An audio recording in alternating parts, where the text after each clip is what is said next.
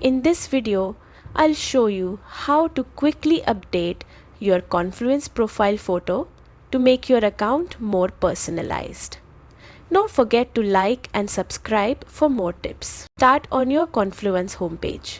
In the top right corner, click your profile icon or initials. From the drop-down menu, select Account Settings. Once you are in Account Settings, look for the camera icon on your profile image or initials. Click it, then choose Add Profile Photo. A window will open allowing you to upload a new image from your device. Pick a photo that represents you professionally or adds a bit of personality and click Open to confirm. You'll see a preview of your selected image. If everything looks good, click Upload.